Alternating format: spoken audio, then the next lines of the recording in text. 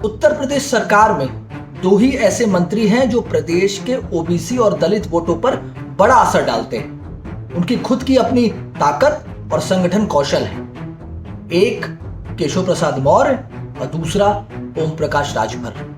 केशव प्रसाद मौर्य भाजपा के मूल कैडर से संगठन से उपजे हैं, लेकिन ताकत विहीन है, उपेक्षित हैं। और ओम प्रकाश राजभर एनडीए के साथी हैं।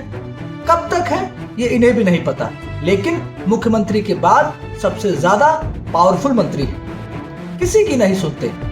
मंत्रालय भी उप मुख्यमंत्री केशव प्रसाद मौर्य से ज्यादा बड़ा, पैसे वाला, हनक वाला और असल में कहे तो गांव-गांव तक खुद का संगठन मजबूत बनाने वाला विभाग है। ग्राम प्रधान से लेकर ब्लॉक प्रमुख और जिला पंचायत अध्यक्ष तक सब इसी विभाग के अंतर्गत आते हैं। यह तो अटपटा ही लग रहा होगा कि घर के व्यक्ति को कमजोर कर बाहरी को ताकतवर बनाया जा रहा है। यही राजनीति का खेल है।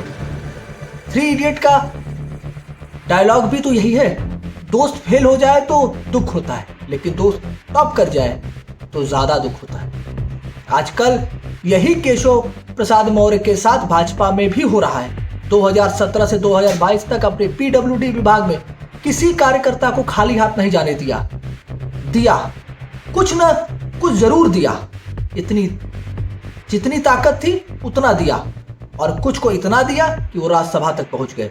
खैर, वापस विषय पर आते हैं। केशव मौर्य को कमजोर करने का असर यह हुआ कि सबसे पहले कुशवाहा कुर्मी वोट के साथ ओबीसी के बड़े छत्र भाजपा से कट गए, जो 2017 में भाजपा के साथ इंटैक्ट थे। इसका असर 2022 विधानसभा और 2024 लोकसभा चुनाव में देखने को मिला। भाजपा की सीटें कम हुई। जहां 2017 विधानसभा में केशव प्रसाद मौर्य के नेतृत्व में भाजपा को 2/3 बहुमत मिला, 325 सीट, तब ओम प्रकाश राजभर, अनुप्रिया पटेल जैसे अन्य ओबीसी के छत्र भाजपा के साथ थे। 2022 विधानसभा में बड़ी संख्या में सीटें कम हुई। सरकार भाजपा की ही बनी।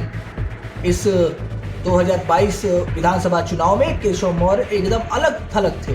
ऊपर से ओम प्रकाश राजभर ने भी गठबंधन तोड़कर समाजवादी पार्टी के पाले में चले गए। 325 सीटों वाली भाजपा 255 पर ही सिमट गई। 70 सीटों का असर हुआ। समाजवादी पार्टी जो 2017 में 47 सीट पर सिमट गई थी, 2022 में 125 सीट पर कब्जा किया। 2017 की तुलना में 2022 में 5वां, 6वां और 7वां चरण के मतदान में 3% से ज्यादा का अंतर देखने को मिला। यह पूर्वांचल की सीटें थी, ओबीसी के प्रभाव वाली सीटें, जहां 2022 में मतदान प्रतिशत कम था, वोटर बाहर नहीं निकले। यह ओबीसी की नाराजगी सत्ता के लिए स्पष्ट दिखाई दे रही थी। इन सभी 70 सीटों का विश्लेषण किया जाए तो 41 सीटें ऐसी थी जो कुर्मी, राजभर, बिंद, पटेल, वैश्य और दलित के प्रभाव वाली सीट थी। यही सपा के आंकड़े बढ़े। सभी सीटों पर सपा मजबूती से लठ लेकर खड़ी रही। यही पैटर्न 2024 लोकसभा में भी देखने को मिला।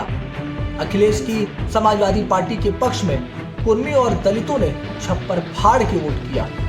यूपी के कभी 73 सीट जीत पाने वाली भाजपा 2024 में 36 सीट पर ही सिमट गई। प्रधानमंत्री अपनी सीट के जीत का जो मार्जिन है वो 4 लाख उनके घट गया।